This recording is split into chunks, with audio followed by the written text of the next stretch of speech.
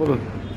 বন্ধুগণ, আপনারা দেখতে পাচ্ছেন মনের টানে আজকে আমি ধুলাগড়ে চলে এসেছি।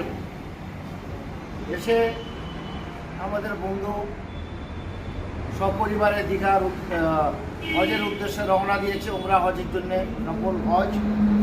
ওরা এসছেন, যদিও বাড়িতে গিয়ে আমরা সংবর্ধনা দিয়ে এসেছি, তবুও যখন আমার বাড়ির পাশ দিয়ে যাচ্ছে, আমি থাকি হিসাবে বলা হাওড়া জেলার রাজধানীতে ধুলাগড়ে থাকি। আমার উপর দিয়ে যখন যাবেন ন্যাশনাল হাইওয়েতে থাকি আমি পাশেই। আমি বাড়িতে বসে থাকতে পারলাম না, বন্ধুদের সঙ্গে নিয়ে একটু গাড়িটা সাইড করে একটু আমরা মিট করছি, টিয়াসরে আলাপ আলোচনা করে নিচ্ছি। সকলে দোয়া করুন এনাদের মতন যেন আমরা আসতে পারি।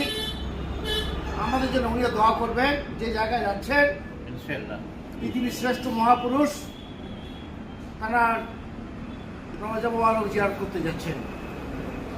আল্লাহ বলেছেন আমার কাবা যে জিয়ারত করবে তার জন্য ওয়াজিব হয়ে যায় সুপারিশ করা। সেই উদ্দেশ্যে ওনারা আল্লাহর কাবা ওনারা জিয়ারত করতে যাচ্ছেন।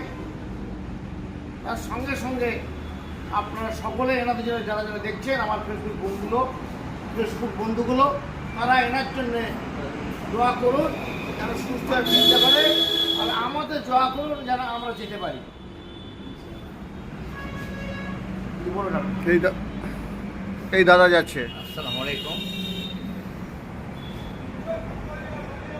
আল্লাহর রহমত আমার আপনার প্রত্যেকের উপরেই বর্ষিত হোক। তো আমি খুশি হলাম আমার বন্ধু কাজী সাহেব তথা জুডিশিয়াল জাজ আমাদের কাছে এসে পৌঁছেছেন এবং যাওয়ার রাস্তায়ও তিনি এসে মনের টানে হৃদয়ের টানে সাক্ষাৎকার নিচ্ছেন। এর জন্য আমরা খুব আনন্দিত এবং আপ্লুত। ইনশাআল্লাহ নিশ্চয়ই আমরা আল্লাহ পাকের ঘরে গিয়ে মোনাজাত করব, যাতে করে সমস্ত রকমের কল্যাণ পান এবং আগামী দিনে অনুপ্রাণিত হন।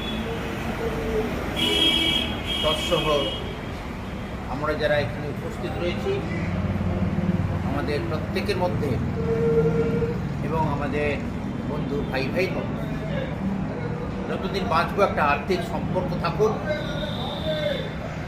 আমাদের মধ্যে একাত্মতা গড়ে উঠুক, এই বলে আমি আমার কথাগুলো শেষ করছি।